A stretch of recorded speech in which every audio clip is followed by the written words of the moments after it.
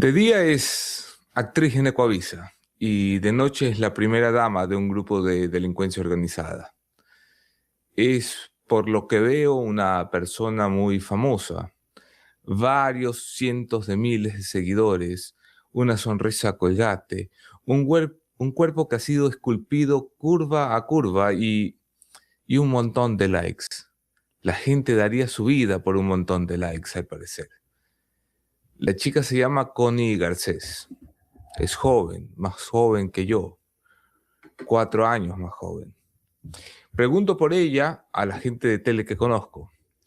Siempre me siento raro cuando hablo con alguien de la tele porque me parecen todos lejanos, inalcanzables, divertidos, guapísimos, famosísimos. Y ellos deben sentirse raros cuando hablan conmigo porque yo no traigo sino problemas. Cuando llamo, por lo general, es que hay una historia mala alrededor. Por eso, como los políticos, también los de la tele me atienden como si yo fuera una moza, cuando no hay nadie alrededor, en voz baja. Nadie, nadie me habla mal de Connie, nadie. Esforzada, trabajadora, antipática, simpática, amable, graciosa, bien vestida, usa un rosario de oro, es religiosa. Nadie emplea descripciones sombrías. Siento por un segundo que me he equivocado de nombre, pero no es posible porque en la agenda de la Moni consta desde el 8 de enero al día siguiente de la muerte de alias El Marino, el narco que acribillaron en la isla Mocolí, el nombre de Connie. Es una anotación al margen. Dice Connie y Pedro, segundo, de segundo al mando. Connie está mal escrito, está escrito con I y con E. Así es como descubro que tampoco la Moni sabe quién es realmente. Ha surgido una fuente que un día, a mitad del programa, llama a contar cosas del círculo de Marino y la Moni toma la llamada mientras me vuelve loco detrás de esta cámara haciendo señas, como si yo pudiera entender las señas de mi mujer. Ningún esposo puede entender las señas de su mujer. Ninguno. Días más tarde, cuando buscamos información de narcobabies, vuelve a aparecer. Esta vez en boca de una amiga nuestra que sabe todo de todo el mundo. La googleo, nada sospechoso, su Instagram no es distinto del de cualquier chica con espíritu de influencer, viajes, vestidos, emprendimientos, escotes pronunciados. Nada raro. Entonces, entonces aparece una fuente de las raras. Hmm. Esta fuente quiere contar cosas antes de que sea muy tarde. ¿Qué contaría yo si mi vida estuviera cerca de su fin? Me pregunto cuando escribo este diario. Pues nada para ustedes, lo siento, los quiero, los adoro, pero no escribiría nada para ustedes. Escribiría seguramente hasta que me sangraran los dedos para dejar a mis hijas una voz de guía, una que no se apague.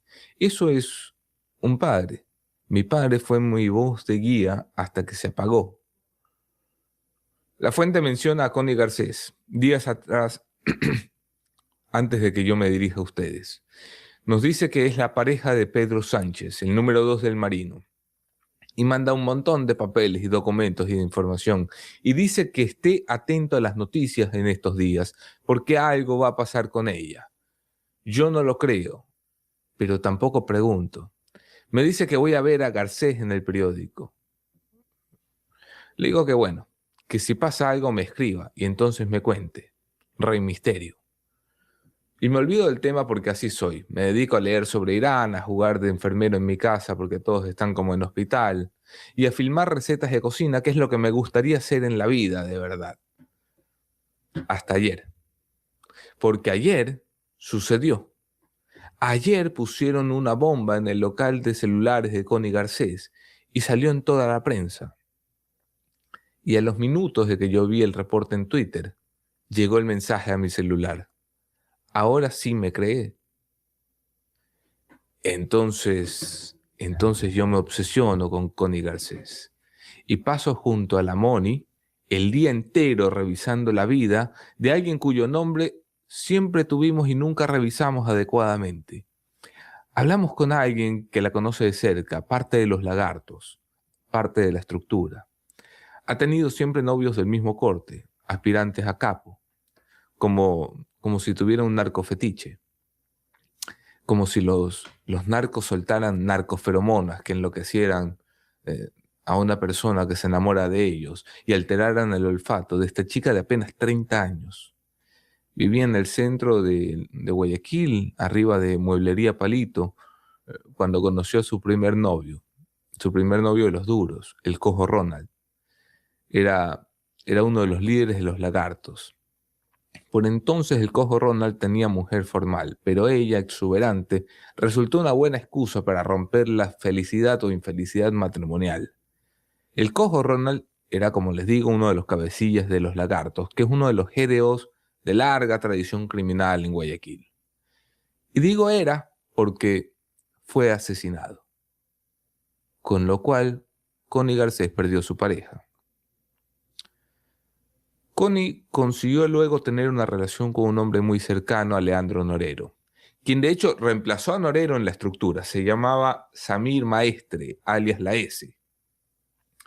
Samir era un tenebroso capo a quien reventaron a tiros en una operación policial paralela. Un narco contrató policías para que lo quebrara en su casa en San Borondón. Y así lo hicieron, en una de las urbanizaciones más seguras del país, donde viven representantes incluso del consulado americano. Fue la segunda pérdida de Connie. Y hoy se sospecha que el autor de esa baja fue alias El Marino. Entre sus siguientes parejas estables, nos dice la gente de este grupo de delincuencia organizada, estuvo José Luis Cantuña. Era un policía narcotraficante con quien salió por un breve periodo y también resultó asesinado hace un año. Por eso en el mundo bajo la llaman la viuda, porque ha perdido a 3 parejas de la misma manera.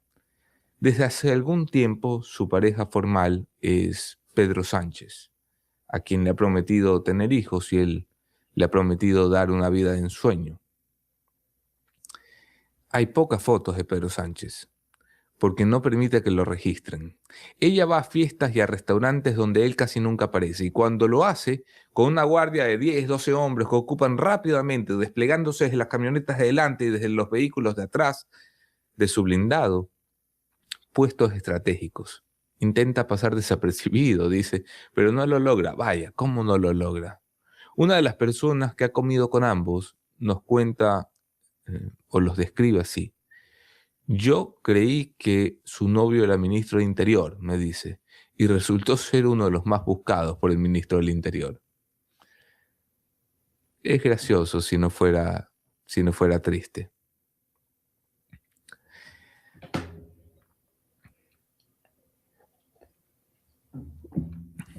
Ella pide que en las fotos no salga Pedro, porque no le gustan, dice. Y a sus compañeros de trabajo les pide reserva cuando la visita su pareja. Y ellos, supongo, la tienen reserva, porque Ecuador es un país donde es mejor no hablar de ciertas cosas. Es comprensible que nadie hable, pero tampoco nadie pregunta. La vida de Connie mejora de forma importante, de una forma rápida, acelerada, veloz, muy por encima de las posibilidades del sueldo de Coavisa, que déjenme decírselos, es todo menos competitivo. Es de hecho mal pagado. Nadie pregunta por el Mitsubishi Montero Sport o por el BMW X5, ambos del año pasado. Más de 150 lucas en vehículos. A su lado, en el mismo canal, en Ecuavisa, trabajan 80 periodistas. Ninguno de ellos, se pregunta por la compañera de trabajo que llega por las mañanas, afiliada con el mismo sueldo miserable que algunos de ellos, pero en un BMW del año, a su nombre, no de terceros. El problema entonces no es que en Ecuador no tengamos respuestas, sino que nadie quiere hacerse las preguntas. Ella podría decir, por ejemplo, que su negocio de venta de celulares va muy bien y se permite mejorar y progresar como todos, con carros de alta gama y una casa a nombre de su madre en Villa Club, porque ella sostén de su familia, de su madre y de su hermano, quien le hace de chofer, y unos relojes Rolex que siempre muestra a sus amigas, que son todas envidiosas. Pero la verdad, y esto nos lo confirman los miembros de los Lagartos que manejan el dinero de Pedro Sánchez, es que Pedro le puso el local tras una pelea tiempo atrás. Pedro es un ex policía convertido en narcotraficante. Un número 2 que siempre quiso ser número 1. Estuvo en la cancha de Mocolí el día que mataron al marino. Estuvo tirado en el suelo cuando los sicarios pasaron junto a él. Los vio pasar, vio las botas de los sicarios, porque él y el marino y los demás estaban todos tirados en el suelo de la cancha reservada por Andrés Vélez Arcos, mientras los fusiles se paseaban y revisaban una por una las caras, una por una. Esa noche mataron a 3, recordarán. Marino y 2 de la seguridad. Pero Sánchez quedó vivo. Vivo por una razón. Cuando escribieron el papel de Connie Garcés para la nueva novela de Coavisa, la idea era que hiciera de novia de un narcotraficante, como en la vida real. Y hubiéramos todos pedido un bono para el encargado del casting, que había pensado en ella y en un actor colombiano Pernía. Pero el canal, Ecuavisa, dijo que no quería asociarse con cosas de narcos, al menos no en la ficción. Y pidieron cambiar al narcotraficante por un malandro y llamaron a el muy talentoso Martín Calle. Actúa ella cuando está en la tele con un narco de mentiritas porque ese es su trabajo. O actúa ella cuando está con un narco de verdaditas porque de eso vive. No lo sé. La verdad no lo sé. Me encantaría poder preguntárselo, ¿saben? Yo no creo que hablemos nunca, no creo que coincidamos nunca, no tenemos forma alguna de coincidir. Pero esa sería mi única pregunta. ¿De verdad se ama a alguien que mata y envía drogas y lava activos? ¿O se ama a alguien a pesar de que mata y envía drogas y lava activos? ¿O simplemente no se lo ama, se lo gasta, se disfruta la fortuna de aquellos que matan y envían drogas y lavan activos? El caso me da vueltas y vueltas y vueltas. Eso es este caso. Es un caso donde todo da vueltas, donde todo va y viene, donde todo se transforma, como la canción de Drexler. No es broma. Mira, en octubre del 2023 entraron por agua a una ciudadela de Vía la Costa, en lanchas, unos hombres armados con fusiles. Eran una mezcla de servidores de nuestros cuerpos de seguridad y sicarios de alto nivel. Y su objetivo era acabar con un super narcotraficante llamado Samir Maestre, alias Samir. Un narco peso pesado, que de hecho era novio de Connie Garcés. Lo llevaron a una habitación de su casa, lo maniataron y le pegaron un tiro en la cabeza y un tiro en la mano, limpio podría decirse. Quien ordenó ese asesinato fue alias el Marino, el jefe del actual novio de Connie Garcés, que murió además acostado en una cancha de fútbol de Mocolí en enero de 2026, unos pocos años después, cuando exactamente el mismo equipo de matones, cargando los mismos fusiles, liderados por el mismo alias Carlitos, se encargó de él. Es decir, se lo cargó la misma gente que además trabajaba para él. ¿Ya ven? Vueltas. Todo el tiempo vueltas. Marino tenía un amigo de nombre Pedro Sánchez, como el presidente de España, y confiaba en él gracias a unas bodegas que habían fraguado su amistad y la habían hecho sólida y a prueba de balas.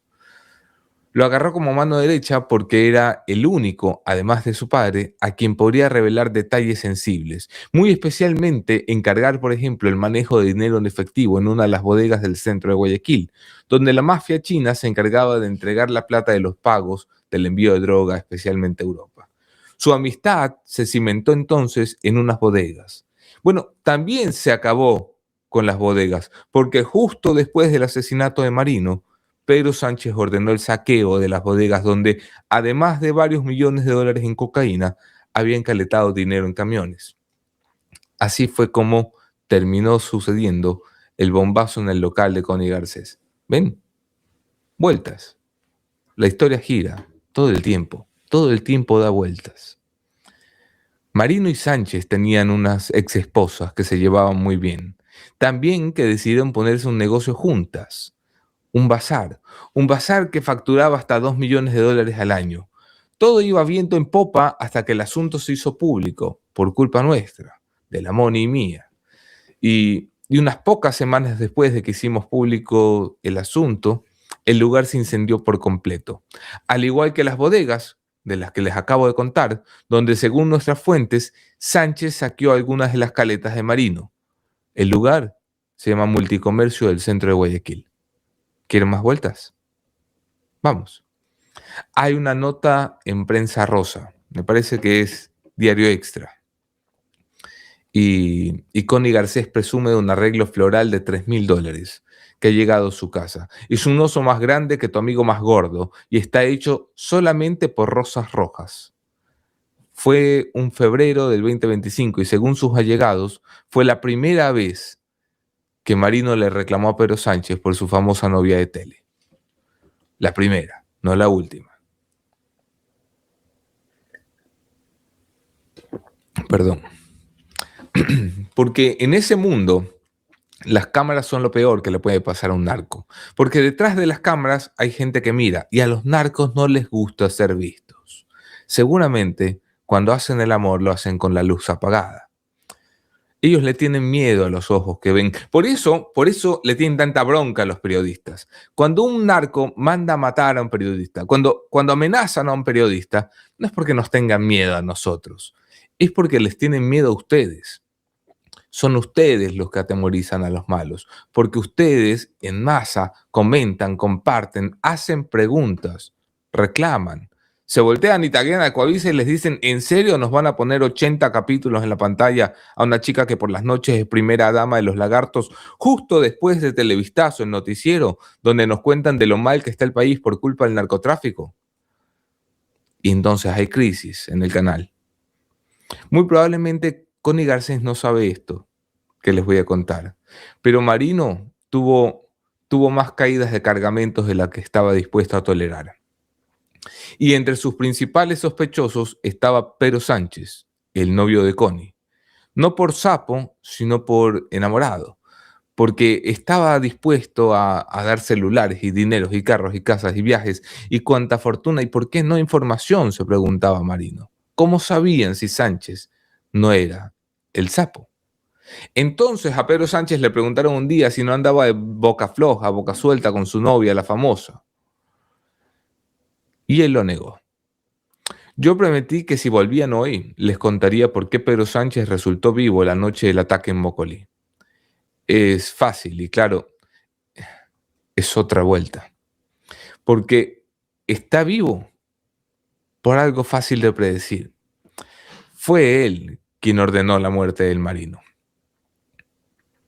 Para muchos, esa idea, la de matar a su mejor amigo e intentar quedarse con la organización criminal, comenzó a crecer después de las disputas que ambos socios tuvieron por la chica de la tele, por Connie. O eso es lo que creen algunos de los que ayudaron a Pedro a planificar el asesinato de Marino. Para lograr la rebelión dentro de los lagartos, Sánchez, que era el encargado de mover los dineros, aseguró que Marino no había honrado las deudas con su equipo por varios millones de dólares. Esa es la plata que luego cobran en los panfletos bombas. Y entonces planificaron liquidarlo, así, sin más, como es el mundo del crimen. Esa misma noche, cuando Pedro Sánchez se levanta de la cancha donde estaba acostado junto a los demás, simulando que no sabía que las botas que llegaban lo hacían con su orden, que los sicarios que los encontraban lo hicieron con su plan, que las balas que acababan con su mejor amigo las había pagado él. Entonces Pedro se levanta y corre. Es el primero en correr. Corre y detrás van los demás. No corre de los sicarios porque él los ha pagado. Presumo entonces que corre de sí mismo. ¿Has corrido tú de ti mismo? De la imagen de verte traicionando a alguien. Tiene que ser espantoso, tiene que ser horrible, porque por más que corras, tú mismo te alcanzas. Yo veo el video varias veces ayer, el video de la cancha de Mocolí, Y Pedro Sánchez es el único que mira más tiempo de lo previsto. Están todos acostados, tumbados, cuando están en el suelo, rogando porque un tiro no los convierta en cadáveres. Y Pedro Sánchez no se aguanta y alza el cuello y ve 1, 2, 3, 4 veces, cuento yo, en minuto 50. Ve en primera fila cómo los sicarios de alias Carlitos revisan a los blancos, menos a él. Y sus ojos ven al hombre del fusil abrir una ráfaga de tiros contra el cuerpo de su mejor amigo. Ahora que lo vuelvo a ver, es como si Pedro Sánchez no quisiera perdérselo, como si en el fondo se sintiera bendecido de estar presenciando el espectáculo. Vaya vuelta, pienso. Vaya vuelta. Pedro Sánchez se compró su propio ascenso, su nueva vida, y no sabe tal vez que con esa compra ha pagado también por adelantado su propia caída, su nueva muerte, por así decirlo. Porque la ley de la calle, que debe ser la única ley que funciona realmente en el Ecuador, es muy sencilla. La vida da vueltas. Léase con acento callejero. Señores, yo soy Anderson Boscan. Este es mi programa. Gracias por estar aquí.